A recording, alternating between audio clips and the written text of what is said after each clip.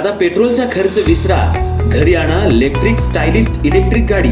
100% भारतीय बनावटीची electrics EV electric गाडी आता उपलब्ध। 5 वर्षांची वॉरंटी, आकर्षक कलर्स आणि स्पोर्ट्स डिझाइन। एकदा चार्ज करा आणि 100 ते 140 किलोमीटर पर्यंत रेंज। अत्याधुनिक सर्व्हिस सुविधा, लोन सुविधा सुद्धा उपलब्ध।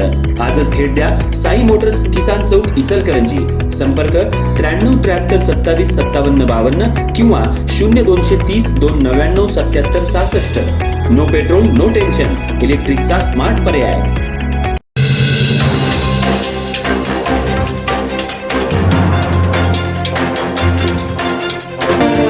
कोल्हापूर जिल्ह्यासह इचलकरंजी शहर आणि ग्रामीण भागातल्या गणेश मंडळांसाठी महत्त्वाची बातमी आहे। गणेशोत्सवाच्या पार्श्वभूमीवर पोलीस प्रशासनाने यंदा कडक नियमावली जाहीर केली आहे। गणेश चतुर्थीच्या दिवशी होणारी गणेश मूर्ती प्रतिष्ठापना आणि अनंत चतुर्दशीची विसर्जन मिरवणूक यांनाच परवानगी दिली जाणार आहे। मात्र याशिवाय जिल्ह्यातल्या कोणत्याही दिवशी गणेश आगमन सोहळ्यासाठी परवानगी दिली जाणार नसल्याचं पोलीस प्रशासनानं स्पष्ट केलंय। नियम मोडणाऱ्या मंडळांवर कठोर कारवाईचा इशाराही देण्यात आलाय। गणेशोत्सवापूर्वी गणेश मूर्ती आगमन सोहळ्याची मोठी परंपरा निर्माण झाली आहे। विविध मंडळांकडून भव्य मिरवणुका, आकर्षक सजावट, वाहनांवर मोठे डॉल्बी साऊंड सिस्टीम आणि शक्ती प्रदर्शन केलं जाते। मात्र या आगमन सोहळ्यांमुळे शहरातली वाहतूक मोठ्या प्रमाणात विस्कळीत होते।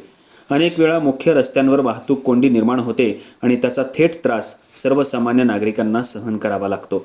विशेषतः डॉल्बीच्या दणदणाटामुळे ध्वनी प्रदूषणाचा प्रश्न निर्माण होतो। रुग्णालय, ज्येष्ठ नागरिक, लहान मुलं आणि सर्वसामान्य नागरिकांना मोठ्या आवाजाचा त्रास सहन करावा लागतो। त्यामुळे यंदा पोलीस प्रशासनानं गणेश आगमन सोहळ्यांबाबत कठोर भूमिका घेतली आहे। कोल्हापूर जिल्ह्याचे पोलीस अधीक्षक निलोत्पल बसू यांनी गणेशोत्सवाच्या पार्श्वभूमीवर ही नियमावली जारी केल्याचं सांगण्यात येत आहे। गणेश चतुर्थी आणि अनंत चतुर्दशी या प्रमुख दिवसांव्यतिरिक्त अन्य दिवशी आगमन सोहळ्यांना परवानगी दिली जाणार नाही। त्यामुळे अनेक वर्षांपासून आगमन सोहळ्याची तयारी करणाऱ्या गणेश मंडळांमध्ये नाराजीचा सूर उमटताना दिसतोय। दरम्यान डॉल्बी आणि साऊंड सिस्टीम बाबतही पोलिसांनी कडक नियम लागू केलेत। ट्रॅक्टर ट्रॉलीवर डॉल्बी लावताना ट्रॉलीच्या आतील बाजूला नियमानुसार स्ट्रक्चर असणं आवश्यक राहणार आहे। ट्रॉलीच्या बाहेरील बाजूला लोखंडी स्ट्रक्चर उभारून डॉल्बी किंवा साऊंड सिस्टीम लावल्यास संबंधितांवर कारवाई केली जाणार आहे।